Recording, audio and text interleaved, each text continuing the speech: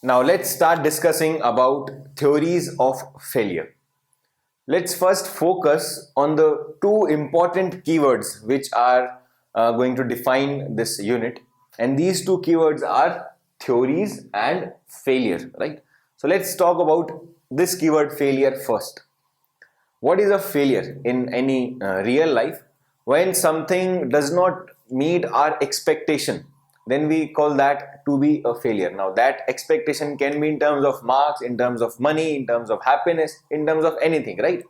So what we can conclude is that in real life there is no fixed parameter to define the failure, right? Everyone looks at it from their own perspective and defines it from their own point of view. Some consider good marks to be, means bad marks to be a criteria of failure.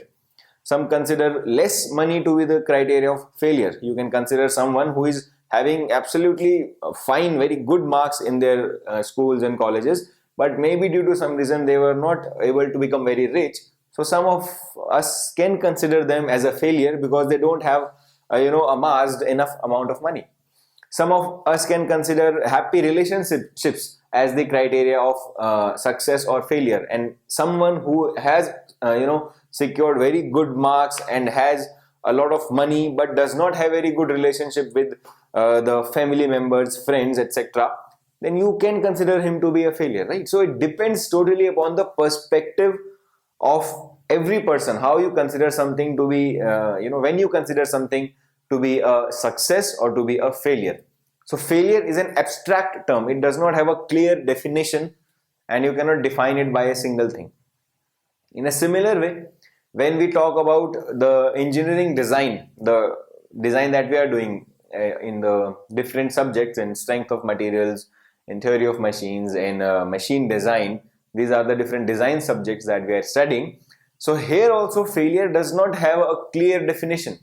It depends upon the usage, upon the application, when you consider something to be failed. And broadly you can classify it into three different types.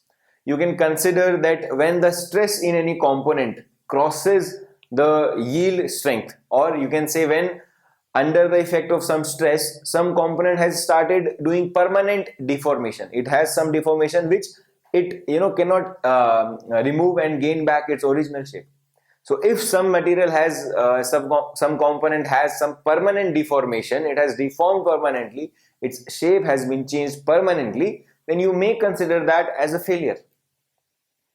Or if the stress in the component has reached so high that it crossed the ultimate strength, then what will happen? It will fracture, it will break apart into two or more pieces. So some of us can consider that as a failure. Or when the component has not deformed permanently or it has not fractured, but still if the deflection, elastic deflection crossed a certain number, a certain value, then also you can consider to be a failure that we do in deflection unit of strength of materials, right? The deflection is also a criteria, strength are also a criteria to decide the failure. We are not going to discuss about the deflection failure criteria that we have separately done in the unit of deflection, but this criteria of yielding and of fracturing,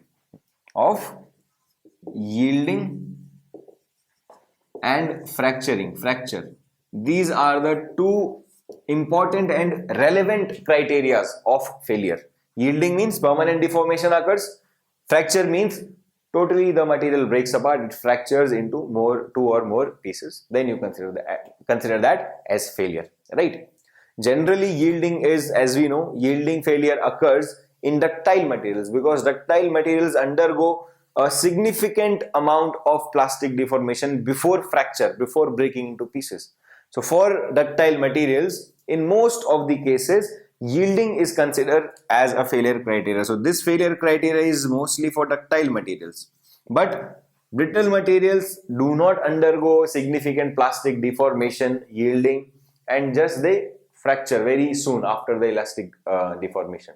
So this fracture as a deformation is more suitable for brittle materials. But again I am saying it's not true always.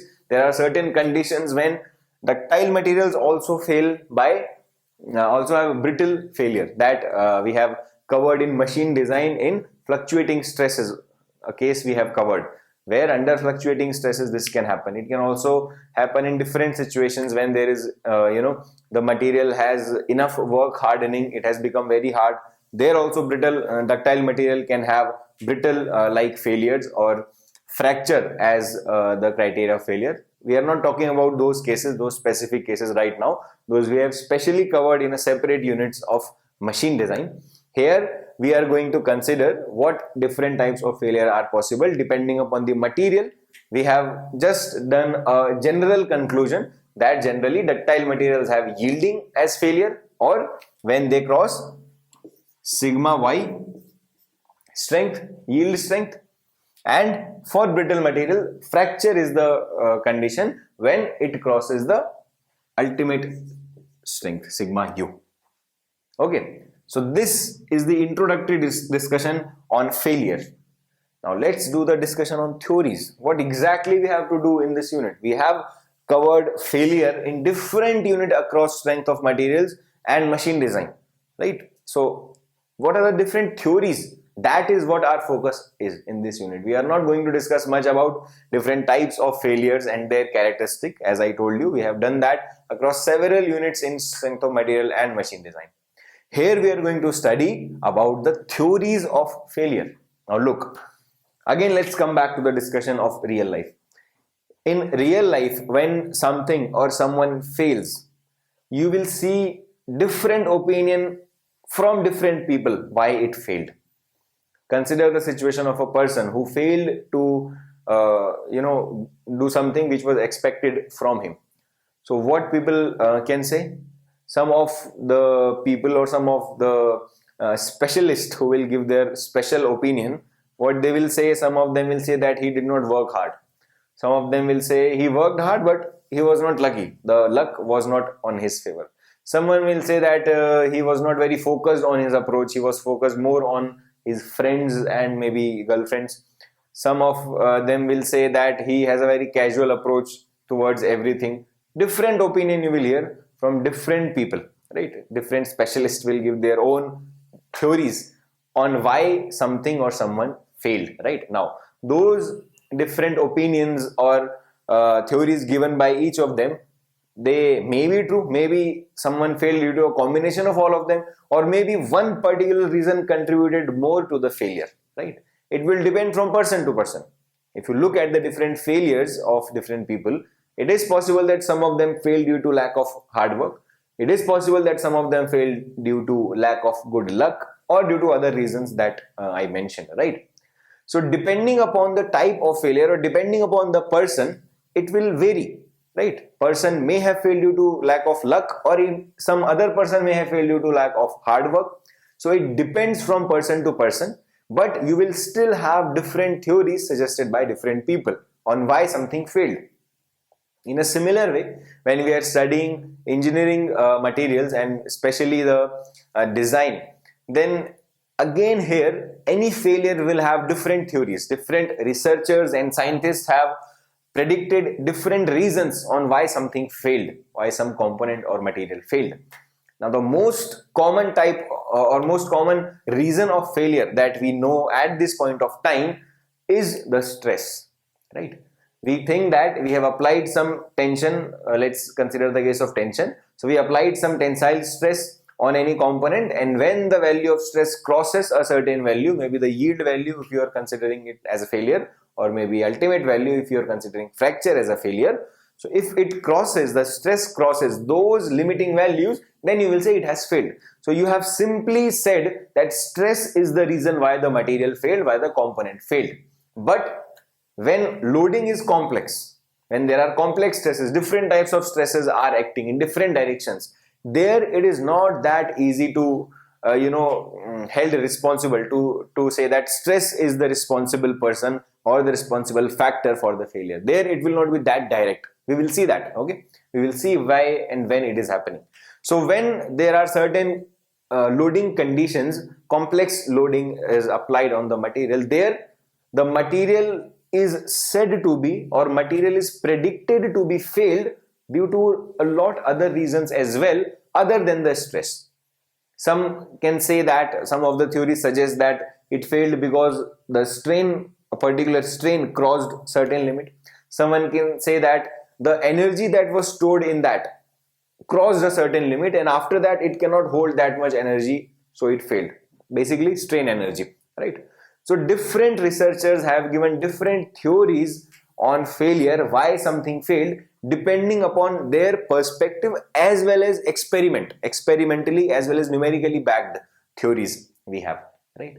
So those are the theories which we have to study in this unit. That is our main attention, where we have to give our attention is on the different theories on why something failed.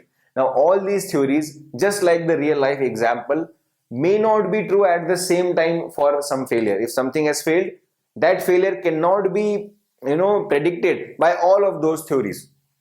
Some theory may be more accurate than the other ones in predicting the failure, depending upon the type of failure, depending upon the type of material, depending upon the type of loading. Just like the real life example, it may be possible that someone failed due to lack of luck, someone failed due to lack of hard work, someone failed due to lack of focus. Different theories are predicted, but which theory is suitable for what case, you will have to see one by one.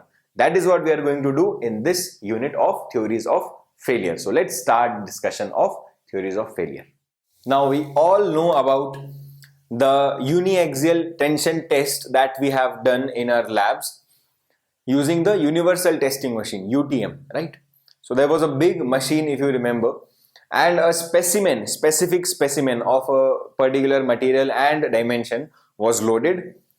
The specimen was gripped by the UTM from both the ends, and what happened? It started pulling it in both the directions. Basically, tension was applied on that, right?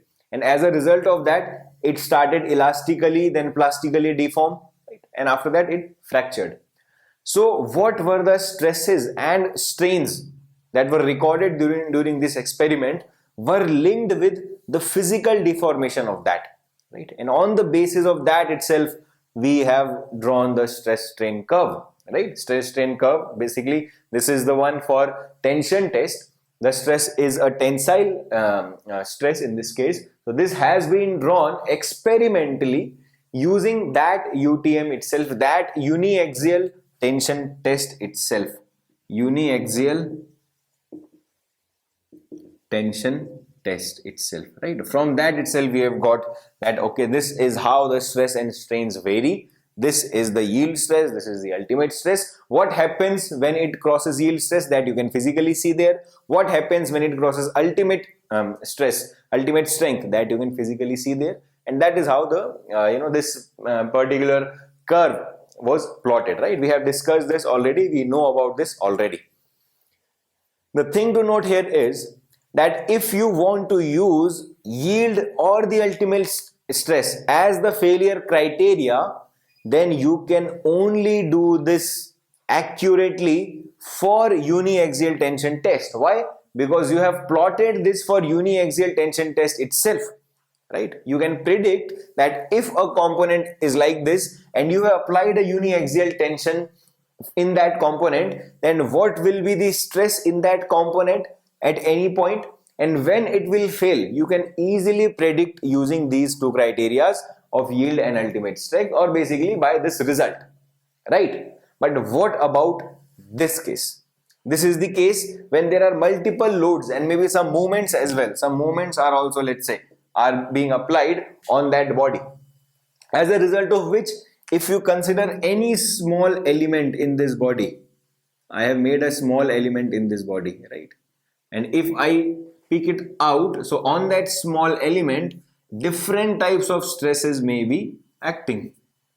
So there may be tensile stress, compressive stress, and the shear stress. In this case, what do you think? Are these results valid? You can apply the result of uniaxial tensile test, and this value you can use for such a component where tension as well as compression as well as shear is stress is acting. No, because this test was specifically done for a particular type of loading. So for complex state of stress, the result of just uniaxial tension test cannot be applied. So how will you design this? How will you design such a component? And maximum components you see don't have uniaxial tensile stress, right? They have various types of stresses acting, and you cannot use the result of a tensile test, and that too for a uniaxial tensile test for any general loading. So how will you predict the failure of this component, and how will you design such a component where complex type of stresses are acting? That is where the theories of failures are used. So you can see how important, practically how important theories of failure are. Almost every loading that you see, if you keep aside a certain specific cases, almost every loading that you see in practical life is a case of complex stress. Uniaxial tensile stress is a very specific, very restricted case that is not often seen in real life applications. So in these cases, you cannot use these results, basically the results of uniaxial tensile test directly by using the value of yield and ultimate stress. So how do you do it? There is one way, that you do the actual test for that condition in the laboratory. What I mean to say is that if at any particular component a particular tensile stress, compressive stress and shear stress is acting, you create a similar situation in the laboratory. You apply those stresses, shear, tensile, compressive, and you see that at what stress how much is the strain and when it is failing. Do you think it's a practical solution? No, because there are infinite types of loadings possible. It's not possible for you to have these failure values for infinite types of loading combination. Any component or any particular design can have various combinations of these stresses that you cannot predict, and even if you try to predict it, there will be infinite combinations possible, right? You can have any value as tensile stress, any value as compressive stress, and any value of shear stress. That is possible in any type of design and in any type of component that you have not seen yet, right? So if you think that for the given stress, just like for this case we have done a test, so for this case also we will do a separate test. If you think that is the solution, that is not a practical and a feasible solution. Basically that is impossible, because infinite combinations of these three stresses are possible numerically, right? So you cannot do tests for every type of loading. So what to do? We do one thing, that we use this test itself, the test of uniaxial tension itself, to decide the design and failure of such complex stress, but by using theories of failure. That's what theories of failure do.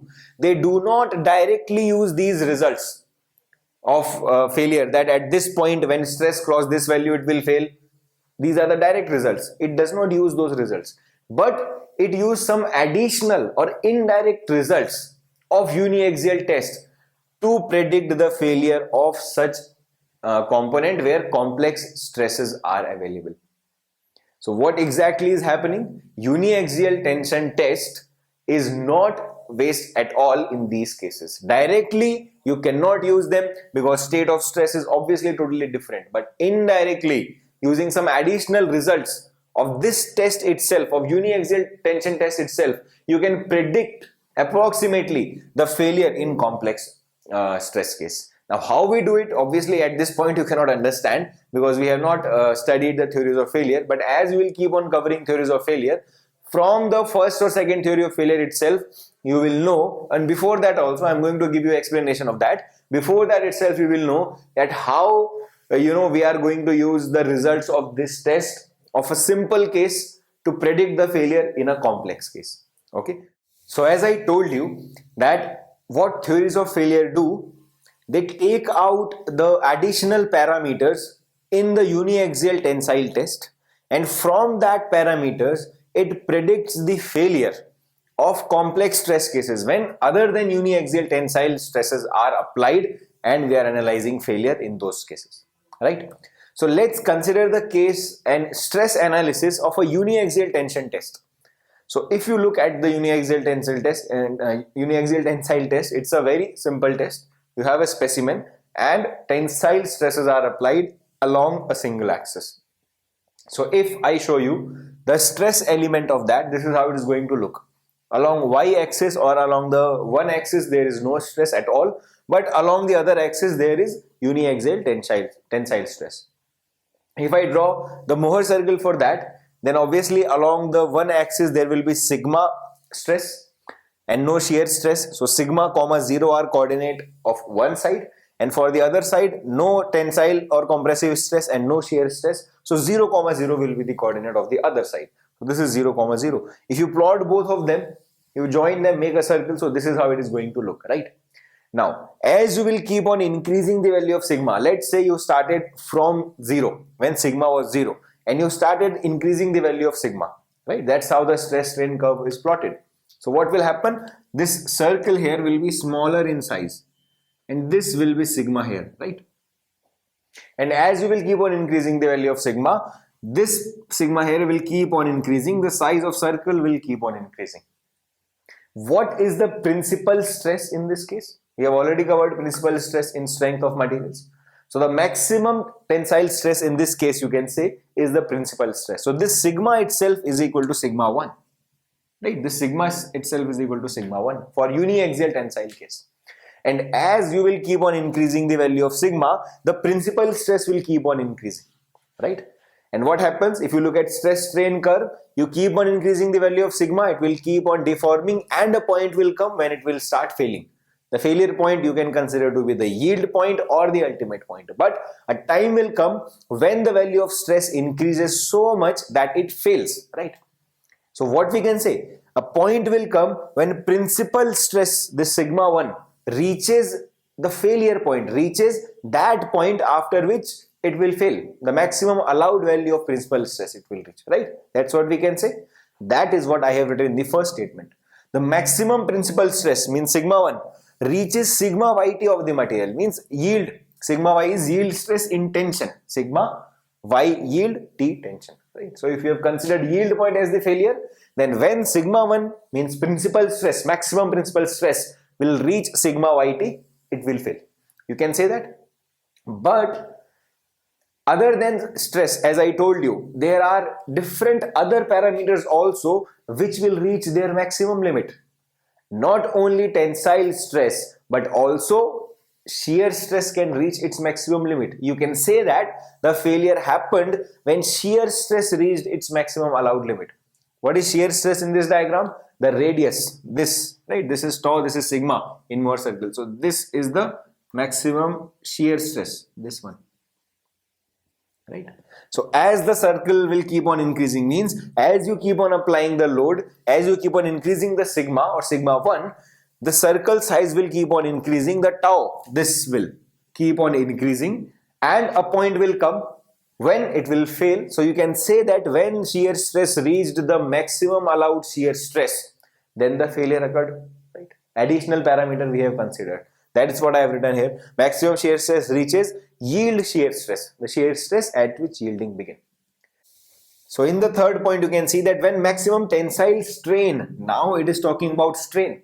So you see that we are not restricting the failure to only stress. We are not only saying that when stress crosses a permissible value or fixed number, then it fails. We are also linking the failure with the strain. What we are saying, when maximum tensile strain reaches the yield point strain, then failure occurs, because for every such stress there will be a strain, right? So as stress is increasing and reaching the failure point, strain is also increasing and reaching the failure point. So we can say that when maximum strain reached the maximum allowed strain, then the failure occurred.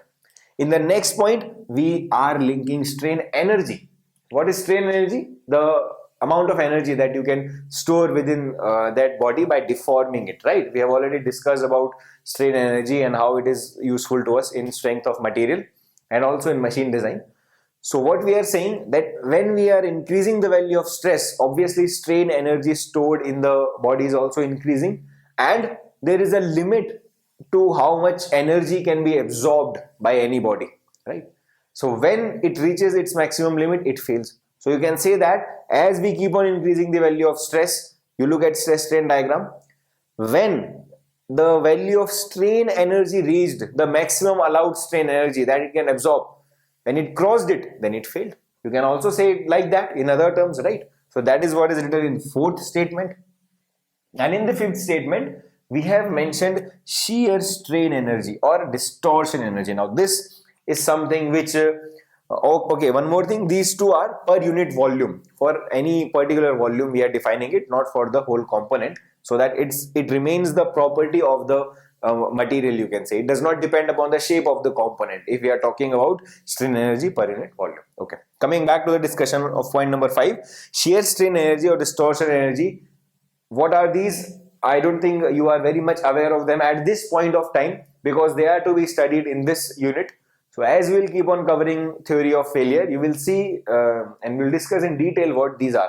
So these are also a component of total strain energy. Total strain energy is a combination of mainly two types of strain energy. One of them is shear strain energy. So you can also say that when shear strain energy reaches the threshold limit, the maximum allowed limit, then it fails. You don't have to write these in your notes, first thing, okay? But why am I discussing this here at this point of time? I want to convey the message to you that what are the other parameters, additional to the stress, which we can relate with the failure.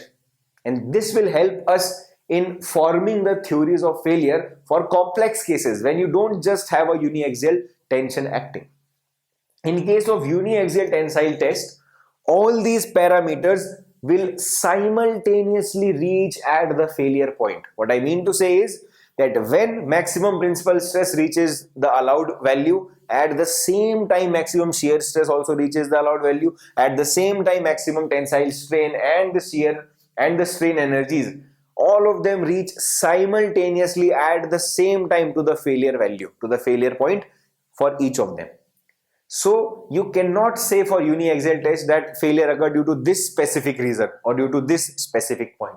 All of them are simultaneously reaching. So you can select any one of them. You can say that failure occurred maybe due to point number 1, due to maximum normal stress, or maybe due to maximum shear stress, right? Generally we choose maximum normal stress. It is the most easiest one to see, right? But all of them are reaching simultaneously at the failure point for uniaxial tensile test. That is why theories of failure do not have significance for uniaxial tensile test, because all of them are reaching at the same point. What is the point of discussing about all of them? Why not just focus on the first point, which is the most basic one, right? But when the loading is complex, then the story changes. When there is complex stress acting, so it is not necessary that all of them will simultaneously reach at the failure point. It is possible that maybe shear stress, maximum shear stress reached its yield shear stress or maximum allowed value first, and rest have not reached at their allowed point. So what will happen? The failure will occur due to maximum shear stress. It may be possible that maximum tensile strain, for example, reached the maximum limit, maximum allowed limit first, and rest all have not reached at their respective limits. So what will happen? This is the major contributing factor in the failure. This will be the criteria of failure. So this is true when you have a complex stress, right? That is why for complex stress, all of them have their own place, have their own significance, because they do not simultaneously reach at their maximum point. That is why in theory of failure, we read all of them separately, because theory of failure are used for complex state of stress when uniaxial tension test is not directly applicable. Okay. Now let's start the discussion of each of them one by one, and now we will see that how the results of uniaxial tensile test can help us in deciding, in determining each of these failure criteria. Okay. Now let's discuss about the first theory of failure, which is called as maximum principal stress theory, as I have written here, right? You will notice that whatever theories we will study, one more name will be given to you in addition to the full extended name. Like in this case, I have written Rankine theory. So this theory basically addresses the researcher, the scientist who found out or who preferred and backed this theory with proper theories and numerical analysis, right? So this is that scientist or researcher who basically, you can say, founded this theory. So that is why this name has been written here. Now generally the name of the person who found it, additionally we don't remember as such in any of the cases, right? We only remember the standard name or standard terminology. But in this case you have to remember this name as well, because You will be having questions in GATE and EAC where they will mention the theory by the name of the researcher. Like Rankine theory will be mentioned, and it means that we are talking about maximum principal stress theory. So in this case, means in the case of theory of failures, you have to remember both the names. Okay, so according to this theory, what happens? Let's discuss that how these theories relate the uniaxial tension test with the actual complex stress condition. Look, what they say is that in complex stress condition, different stresses are acting, but there will be some stress which may or may not be higher than the applied value of stresses. What I mean to say is that if you have a stress element like this, and sigma x is acting, sigma y is acting, let's say. So does it mean that the maximum tensile stress, listen to me carefully, does it mean that maximum tensile stress in this component or at this point will either be sigma x or sigma y? Does it mean that? Or the maximum tensile stress can be even higher than sigma x and sigma y? What do you think? We have already covered this in the concept of principal stress. We know that at the same point there will be a particular orientation where shear stress will be zero. If you keep on rotating this element, at this point there will be an orientation where shear stress will be zero, and the value of normal stress at that orientation will be the principal stress, and one of those principal stress will be maximum, one will be minimum. So that value of principal stress can be even higher than the sigma x and sigma y that we can see from the Mohr circle as well. The maximum point of along sigma axis can even be more than sigma x and sigma y. We have already discussed that, right? So at the same point, in some orientation, at some angle, the value of normal stress can even be higher than sigma x and sigma y. That will be our principal stress. So what this theory says, that when in a complex stress condition, the maximum normal stress or the maximum principal stress, which is sigma 1, reaches that value of stress which was present in the case of uniaxial tensile test in the time of failure, at the time of failure, then the failure is going to happen. Means the maximum tensile stress in the complex stress case reaches that value of failure stress, normal stress, in uniaxial tension test when it was failing, then the failure will occur. This is what I have written here. The failure of a mechanical component occurs when the maximum principal stress at any point in the body reaches the yield or ultimate strength of the material in simple test. What are yield or ultimate strength of failure, means what are yield and ultimate strength of material in simple tension test? These are the failure points, right? You can consider any of them to be the failure depending upon the type of material. What it says, that no matter how complex the stresses are in your body, what you are considering, if at a given point in the body, the maximum normal stress, whatever be the maximum normal stress at whatever orientation, that sigma 1 becomes equal or more than the yield stress or ultimate stress in the uniaxial tension test, then the material will fail.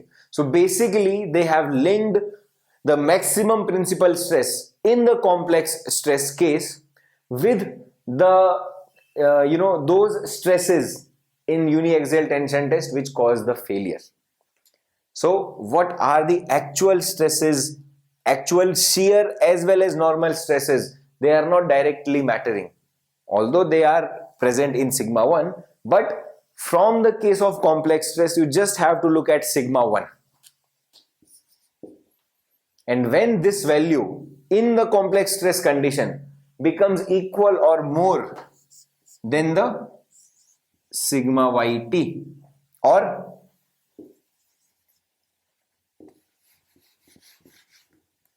sigma ut, then this will cause the failure.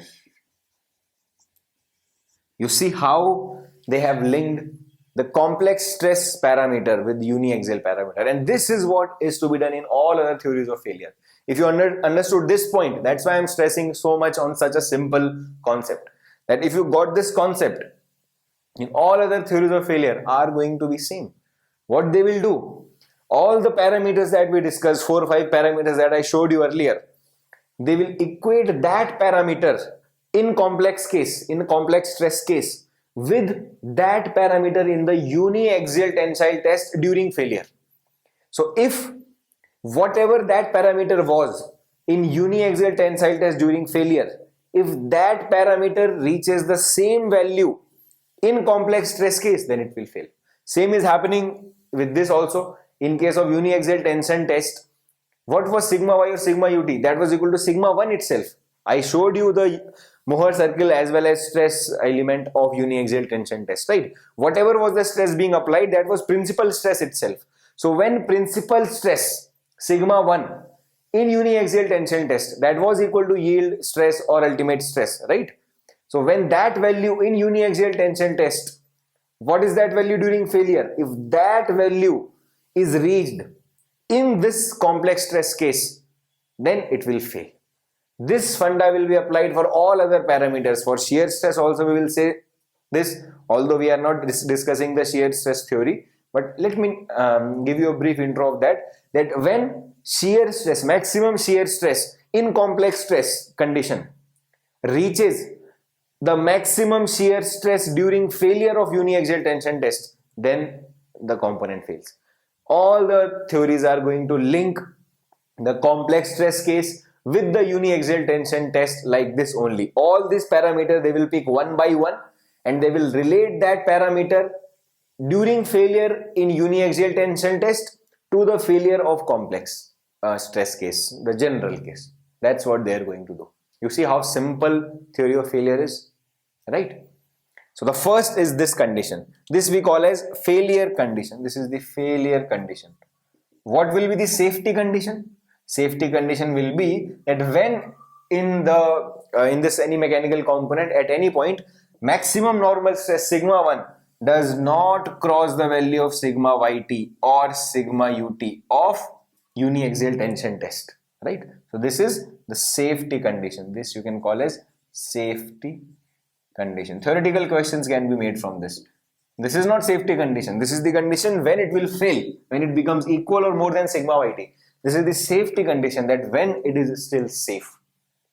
You got that? Now recall that I told you about factor of safety. This is something that we discussed in detail in machine design. Which unit?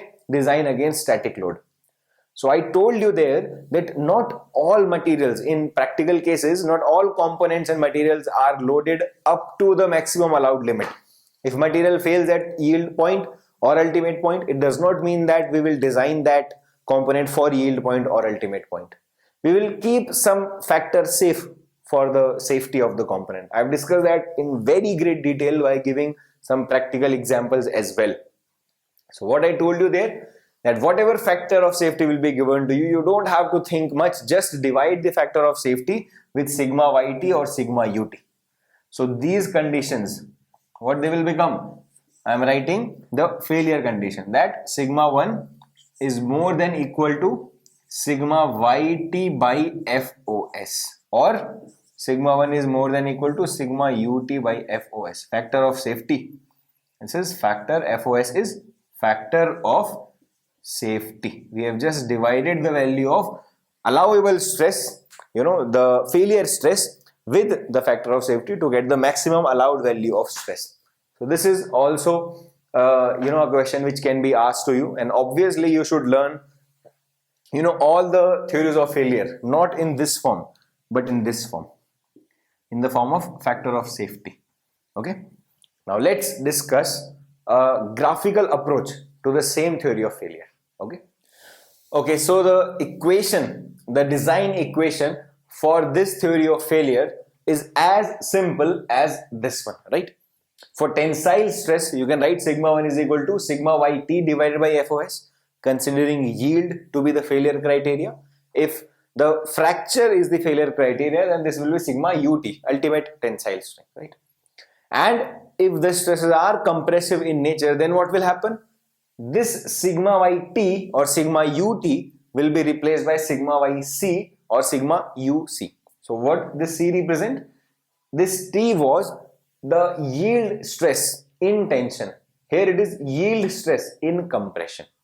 Now yield stress in compression, it may or may not be same as the yield stress in tension or yield strength in tension. But for the study that we are doing and for the materials that we are dealing with, we assume that both sigma yc and sigma yt are same. So it's an assumption that sigma yc is equal to sigma yt itself, which means that if you start doing the compression test in place of tension test, if you start the compression test, then the material will fail at the same value of compressive stress at which it failed in tensile stress. So if it fails at 260 megapascal in tension, in compression also it will fail at 260 megapascal under compression. It's an assumption. Okay.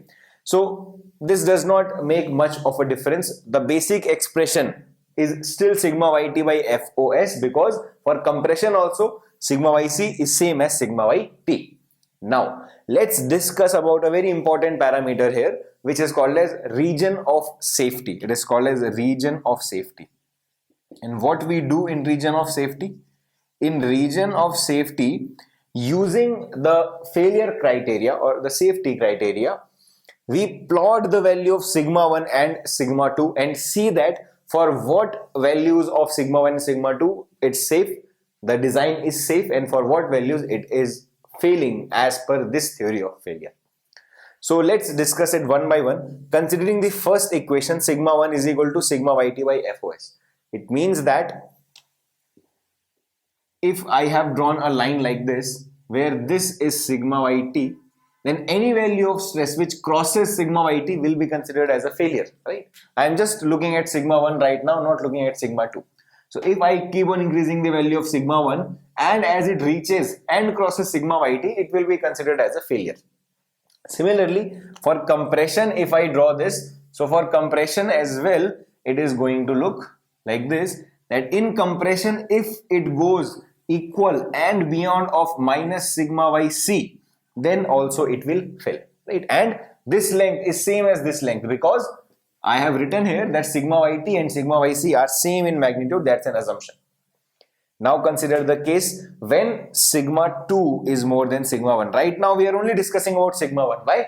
Because sigma 1 is the maximum principal stress. Recall the statement of this theory or of any other theories. We will be considering the maximum parameter, the maximum value of parameter. Here what we said, that the maximum principal stress when it reaches the failure value in case of uniaxial tension test, then it will fail, right? So maximum principal stress out of sigma 1, sigma 2 and sigma 3 is generally considered to be sigma 1, then sigma 2 and then sigma 3, right? But consider the case, since we are only considering sigma 1, sigma 2 for planar conditions. Now consider a case when sigma 2 is more than sigma 1, let's say. Then what will happen? The same theory of failure you can write that sigma 2 is equal to sigma yt by FOS and sigma 2 is equal to sigma yc by FOS. Basically here, whatever is the higher value of principal stress, that will come. If sigma 1 is more than sigma 2, then sigma 1 will be coming. If sigma 2 is more than sigma 1, then sigma 2 will be coming here. So for sigma 2 also similar things will be happening. Sigma 2 is equal to sigma yt by FOS. What you will get? You will get a line like this, right? Where this will be sigma yt. Similarly in compression, sigma 2 is equal to sigma yc by FOS. For that also you will get a line like this, right? Where this is minus sigma yc or sigma yc, you can say. Both of them are having the same magnitude, right? This is already minus, so let's not put minus here. This is 0. So this is what you have got. And the region enclosed by this polygon is the region of safety.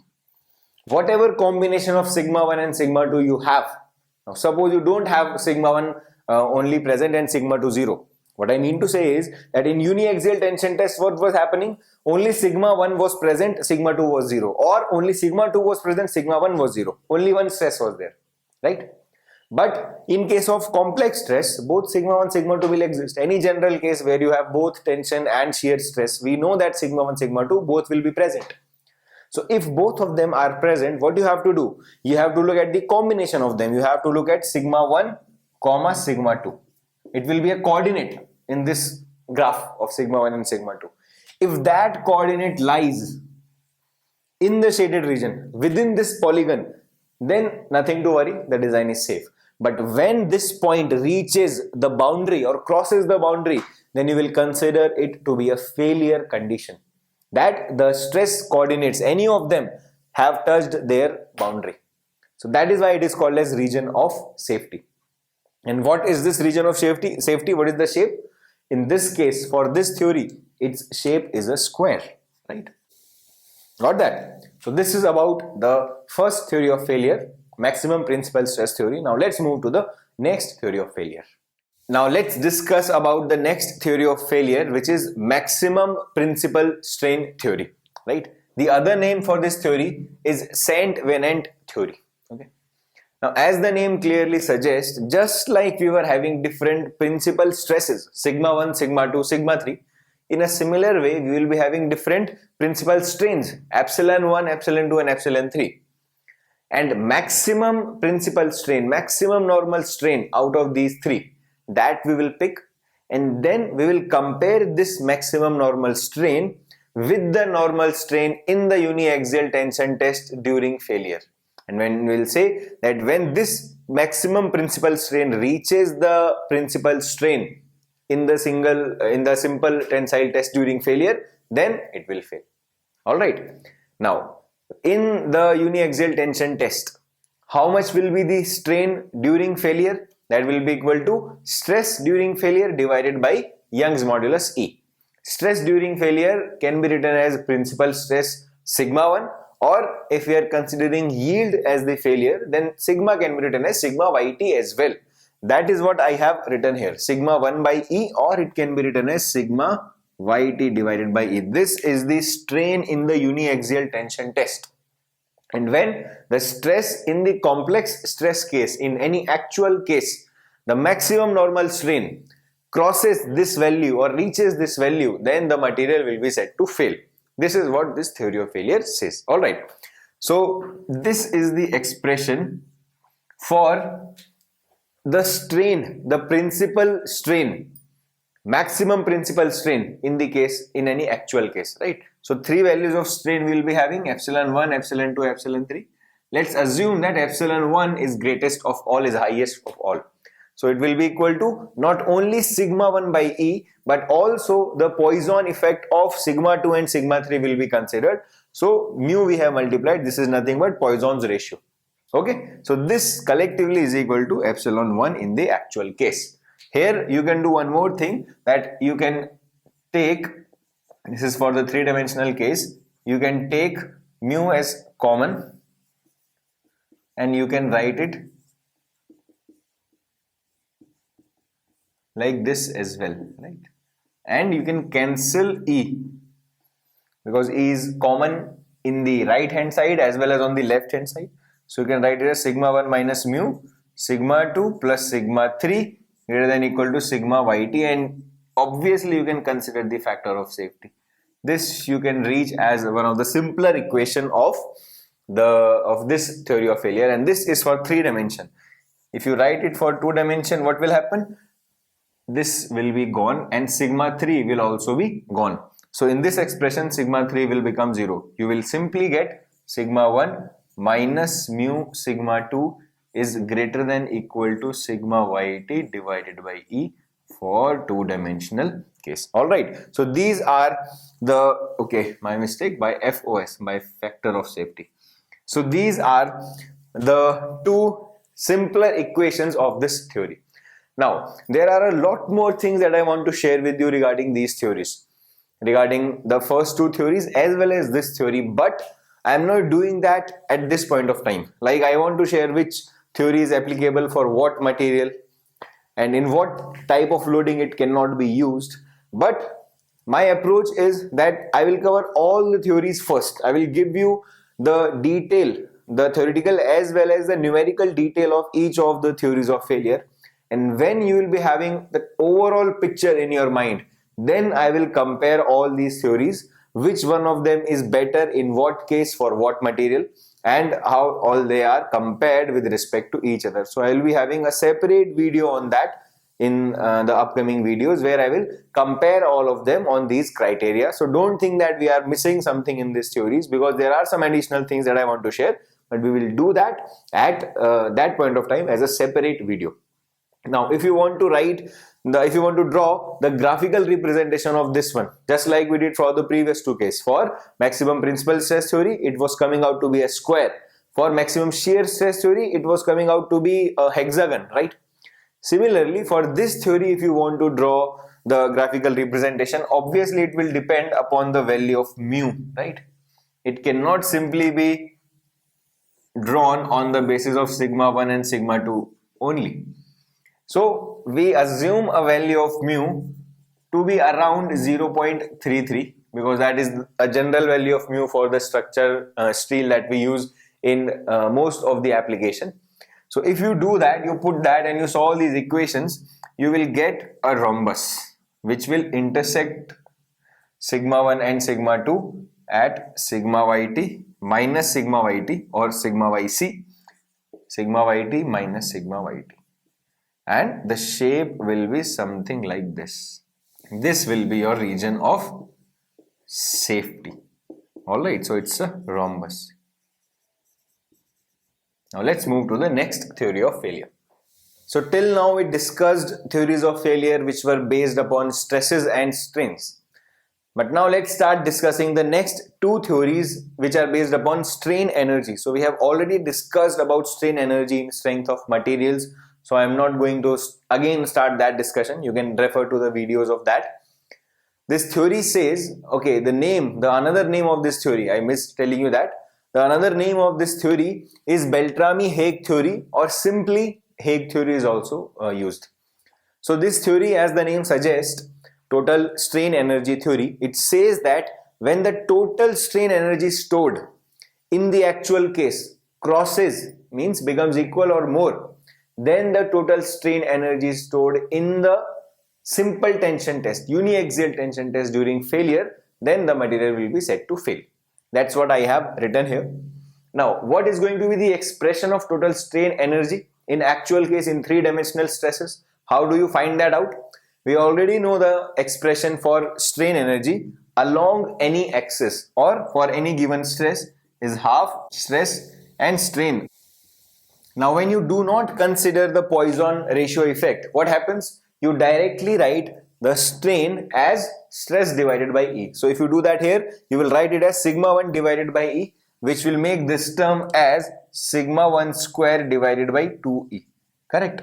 But when you do consider the effect of Poisson ratio, as we have done in the previous case, so epsilon 1 can be written as sigma 1 divided by E minus mu multiplied by sigma 2 plus sigma 3 divided by E. Right?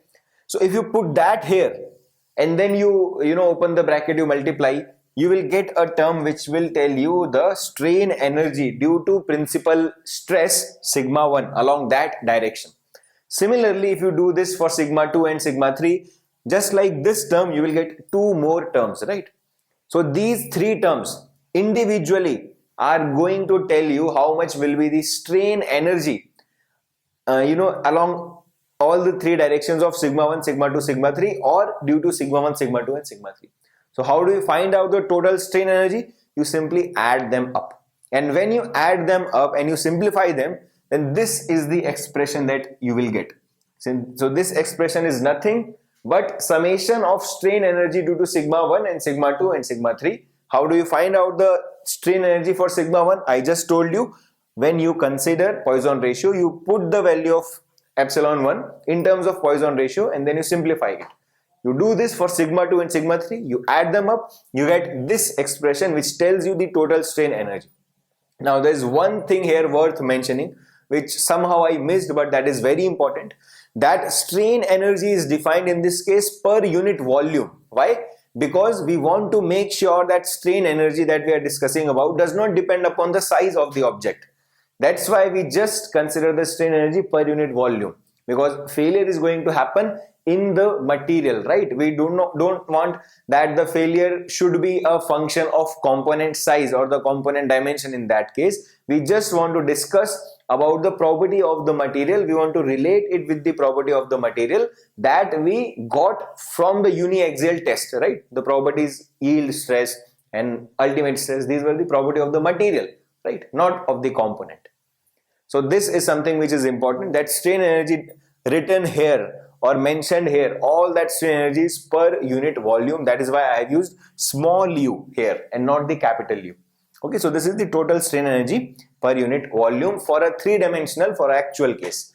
But what about the strain energy in the uniaxial tension test? That is a just one-dimensional case, right?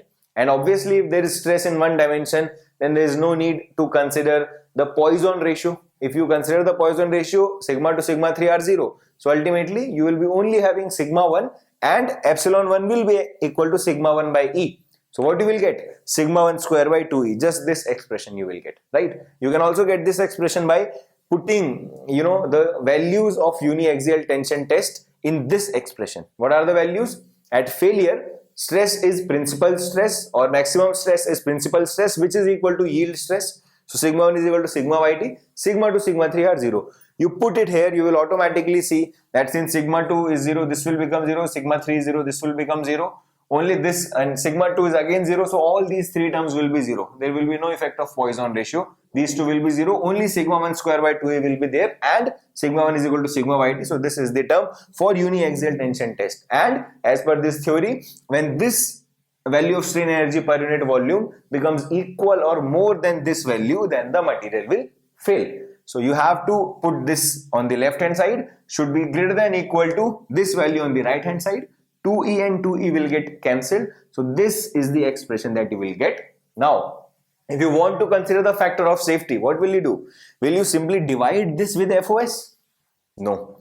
What I told you in the in machine design, in factor of safety unit, that wherever you need to divide the factor of safety in the given value of stress, like yield stress or ultimate stress, you need to make sure that you divide it directly to that. Right? What I mean to say is that if it is sigma yt square, then you divide it only to sigma yt and then you will do the whole square. Right? You have to directly divide that to the sigma yt without considering whether it has square or root or whatever. And then everything will be squared. So basically we have modified the value of sigma itself. Right? The value of sigma itself has been divided with FOS and then it was squared. This is something which I have already told you in the unit of factor of safety in machine design. So this is our expression for this theory of failure. Now, how do we represent that graphically?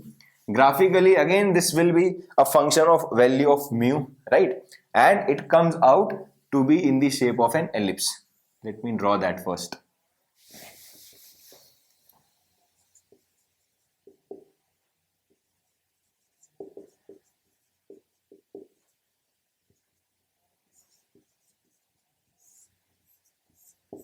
And minus mu,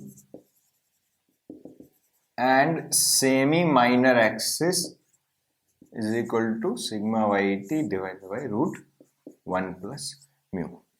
So these are the expression for semi-major and semi-minor axis of this ellipse. However, no question has been asked in GATE so far directly from these, and chances are also very slim, but still this is something that you can write down in your notes as a bonus concept. And look, I'm again telling you that for all these theories of failure, we can define a lot of other parameters as well, and we can predict a lot of other behavior as well, but that we will do when we'll compare all these theories. Just to give you an idea, if I want to know that as per this theory, how much the strength in shear will be related to strength in tension, just like we did this for maximum shear stress theory, that the yield strength in shear was 0.5 times of yield strength in tension. How we did that? We draw the shear diagonal and then we saw that at what point this is going out of the region of safety. For what value of shear it is going out. So there it was going for this value. This value was coming equal to sigma yt y2. Here it will be a different value. For all the theories, if you pass a shear diagonal, it will give you a different value for which the shear diagonal crosses the region of safety. So that we will compare later on in, as I told you, in a separate video. But right now I just want you to develop a feel for what these theories are, what they tell us theoretically and numerically as well as graphically. Alright. So the next theory of failure that we are going to study is maximum shear strain energy theory, as I have written here. Maximum shear strain energy theory, right? It has one more name which is also more popular than the first one, and it is called as distortion energy theory. And on the basis of those who proposed it, there are two different groups of researchers who proposed this theory independently, not dependent upon each other.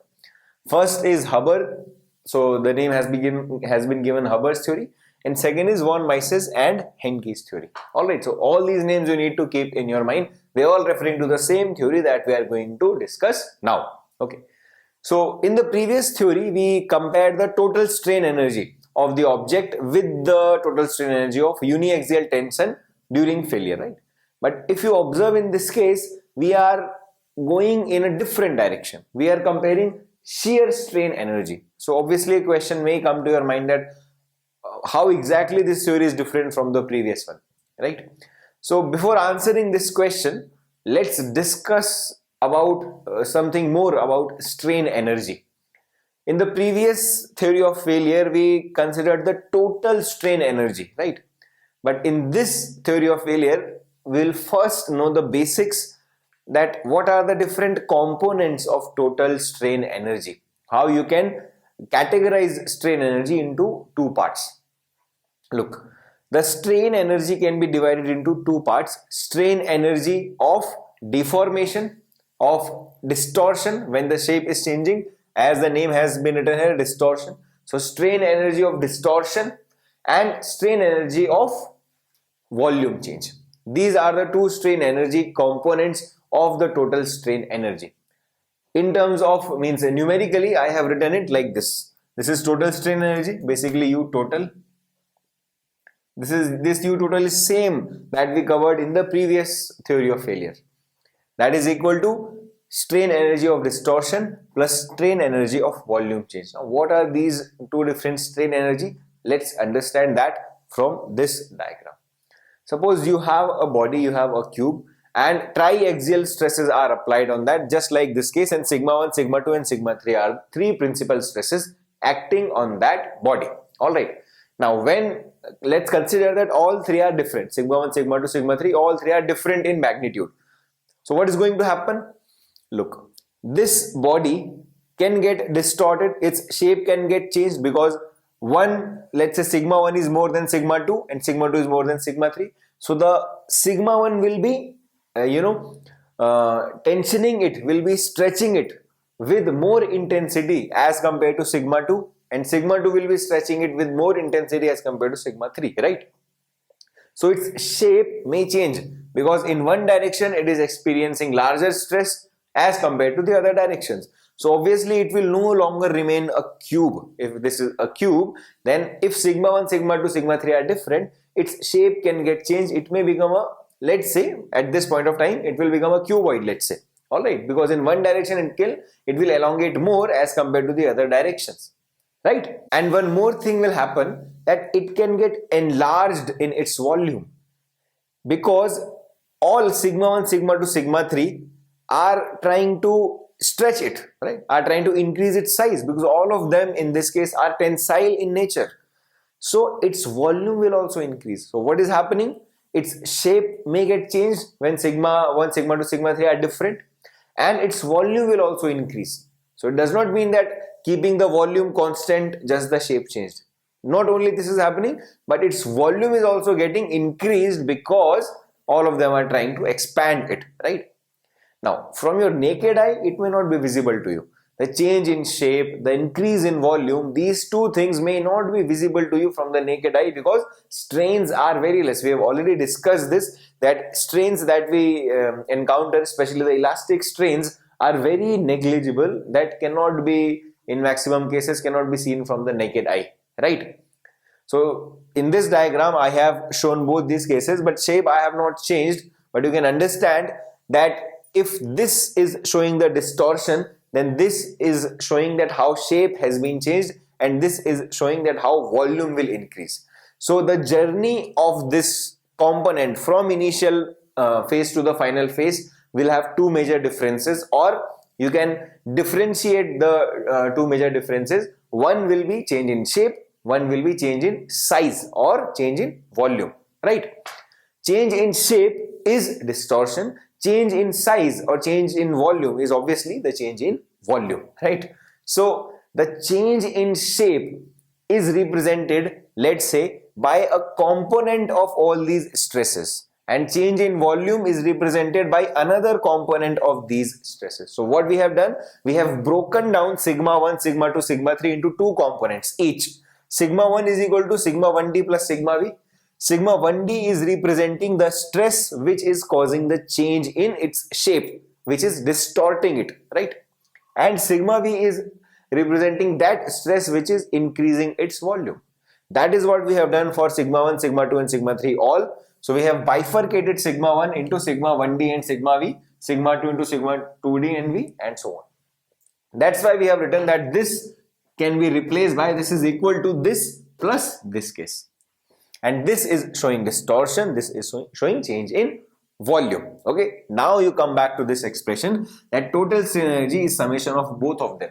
So basically whatever will be the strain energy in this case and this case, if you add them up, you will get the total strain energy in this case, because these two cases are nothing but a part, a constituent of the actual case itself, right? Now, so how this expression came, we are moving on in the discussion. How this expression came, can you think of it? Just pause the video and try to think. I've already told you that. Look, I told you that this is the distortion where there is no change in size particularly, volume is constant, only the shape is changing. And if only the shape is changing, means that there is no net change in the volume. So volumetric strain is equal to 0. And for such a case of a cuboid, volumetric strain is equal to sum of individual strain along all the axes. Epsilon 1 plus epsilon 2 plus epsilon 3. That is equal to volumetric strain for a cuboid, right? So that will be equal to 0. That is what we have written here. This is basically showing that volumetric strain is equal to 0. And if you notice, only the distortion component is taken. So we are only talking about this particular case. For this state of stress, this is going to be true because there is no change in the volume. Volumetric strain is 0, which means that epsilon 1d plus epsilon 2d plus epsilon 3d is equal to 0.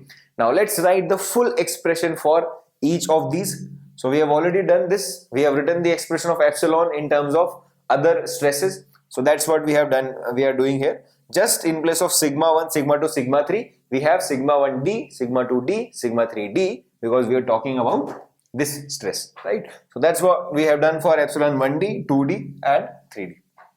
Now we will put all of them back and equate that to 0. So E is common in the denominator, it will come out, it will get multiplied by 0, it will be gone. And if you add all the numerator, they are getting added ultimately, right? So if you add all of them, you will get this 1 minus 2 mu in the bracket, it will be, means this has come out as common. So sigma 1d plus sigma 2d plus sigma 3d. Now obviously this cannot be 0, mu is, we are not considering the case of mu of 0.5. So this will be gone. It means that sigma 1d plus sigma 2d plus sigma 3d is equal to 0. Correct? Now what you have to do, in this equation, you have these three equations, add all of them. What you will get? Sigma 1 plus sigma 2 plus sigma 3 on the left hand side. And on the right hand side, you will be having sigma 1d plus sigma 2d plus sigma 3d plus 3 times of sigma v. Correct? In that case, you put this value at sigma 1 plus sigma 2 plus sigma 3 for distortion are 0. So on the right hand side, this plus this will become 0. What you will be having? 3 multiplied by sigma v, right? On the right hand side. And on the left hand side, you have sigma 1 plus sigma 2 plus sigma 3. So if you bring the 3 in the denominator of left hand side, you will get this. Sigma 1 plus sigma 2 plus sigma 3 divided by 3 is equal to sigma v, right? This is what we have written here, and it's an important expression. It tells you that the stress which is changing the volume is actually the average value of all the actually acting principal stresses. So whenever, not only for this theory, whenever you have a case like this where three different stresses are acting, this can be asked to you as a general question also. That's why I'm stressing on this derivation and telling you these things. It can be asked as a general question that if this is the state of stress, what will be the value of stress responsible for the change in volume or the change in size? Both of them are telling the same thing. Or it can ask you, what will be the component of hydrostatic stress or average stress? This value of stress is also called as hydrostatic stress because it is same in all the directions, you can see, right? So it can be asked to you as a separate question other than the theories of failure. So you just have to add all the acting stresses, divide that with 3. If any of them is compressive, take that with the respective sign, with the negative sign. Got that? So this is the value of sigma v that we have got. Now what you need to do, you need to find out the change in the strain energy for this case. For this case, how much will be the strain energy? Since all the stresses acting are same, we will directly write it as 1 by 2 sigma v epsilon v. This is the value of strain energy for along any direction, right? And since all these stresses are same, so for other direction also this will be true, for third direction also it will be true. So basically you have to multiply that with 3 in order to get the total strain energy for this specific case. That is what I have written here, 3 multiplied by sigma v epsilon v divided by 2. Now you need to put the value of sigma v. How much is the value of sigma v? Epsilon v. How much is the value of epsilon v? It is equal to sigma v by E minus mu times of sigma v by E minus mu times of sigma v by E. Basically, what equation we applied here in terms of epsilon, 1d, 2d and 3d, same we are doing here, epsilon v. But since epsilon v is same for all of them, so just one expression is needed. Here 3 different expressions were needed. And there sigma 2d and sigma 3d were different, but here sigma v are same, so both are sigma v. So it will be 1 minus 2 mu sigma v divided by E. This is the expression for epsilon v. Now you put it back in the expression of strain energy due to change in volume. So this is the expression that you will get. We have simply, in place of epsilon v, we have put this value. So it will become 3 sigma v square 1 minus 2 mu divided by 2 multiplied by E. Correct? Now you put this value of sigma v in this expression. So basically this will be squared. So it will be sigma 1 plus sigma 2 plus sigma 3 whole square divided by 9, right? And it has 3 in the multiplication. So 3 will cancel 9. In denominator you will be having 3. 3 will be multiplied by 2. You will get 6. So this is the expression of uv that you will get. Now you will understand now why we are doing this. Look, u total is equal to ud plus uv, right? If we want to find out ud, that will be equal to u total minus uv. We know the expression of u total in the previous case of previous theory of failure. I told you the expression, how it came and what is the expression. So you put that expression here and you subtract uv. This is the expression. You put this expression here. So u total you put from the previous theory, or in general what we know, u total, and uv you put from here, and then you solve them, you simplify them.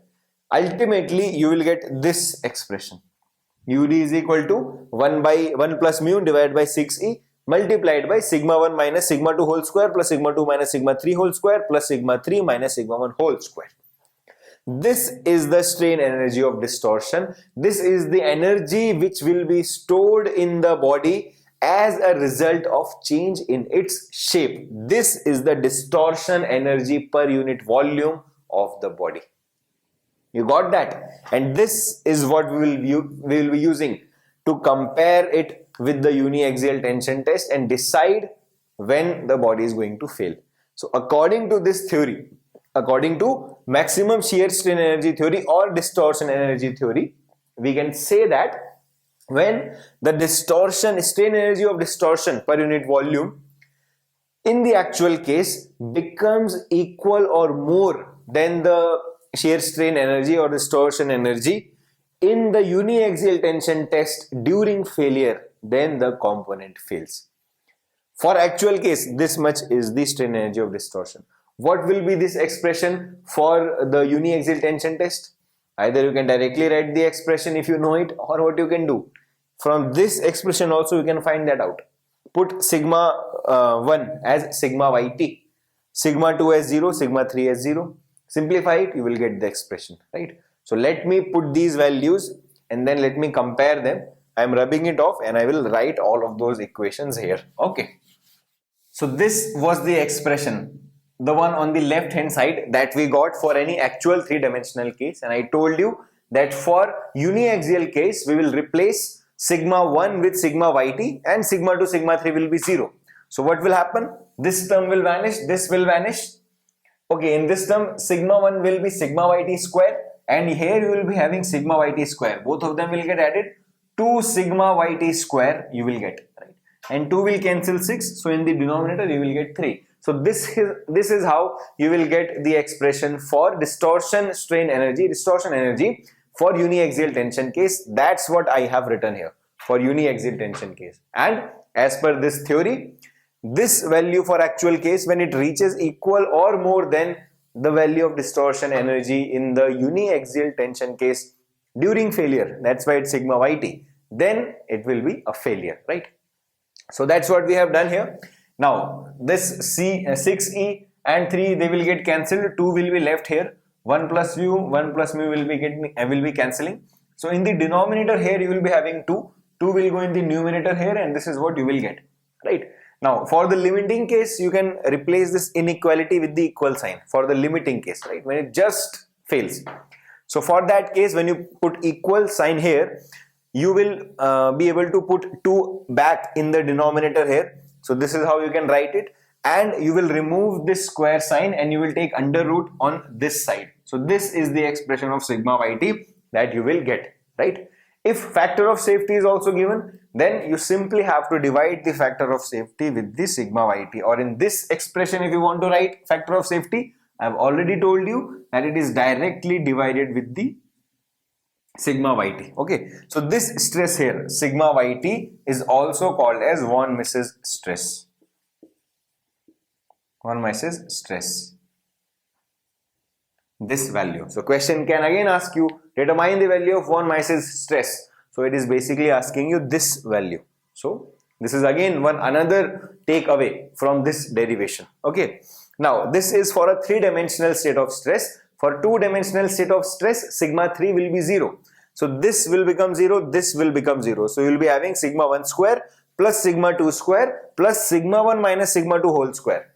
Whole divided by 2 and then under root sign. So if you open the bracket and solve it, I have done this calculation here already. So if you open the bracket and you solve it, ultimately you will get this expression. I have done the calculation. There is nothing calculative as such. So you will get this as the final expression for two-dimensional state of stress. So this equation and this equation are the important equations to keep in mind. This one also you can consider as the failure criteria. So these are the equations for distortion energy theory. Now let's move ahead and see that how graphically we will be able to represent the distortion energy theory. So graphically, distortion energy theory also looks like an ellipse. Okay, it is crossing both x and y axis at a distance of sigma yt, or on both positive as well as on the negative side. The length of semi-major and semi-minor axis are also mentioned here. Again, this is an extra data. Directly the chances are very less that GATE is going to ask you. Now you may think that how this ellipse is different from the ellipse of total strain energy theory. Look, both of them represent strain energy, so in a way their shapes are similar. Both of the shapes are ellipse, but this shape has different dimensions as compared to that shape, and how exactly they compare with each other, that we are going to see when we will compare all these theories all together. And this is the time now. What we are going to do next is that in the next video I will be comparing all the different theories upon different parameters. Their shapes will also be put together. On the same graph we will put all the theories together, all the shapes, square, hexagon, ellipse, etc. And there you will be able to differentiate between the ellipse of this theory and the ellipse of previous theory, and we will compare that what it means to have different shape and how exactly these theories compare with each other, let's have a look at the next video.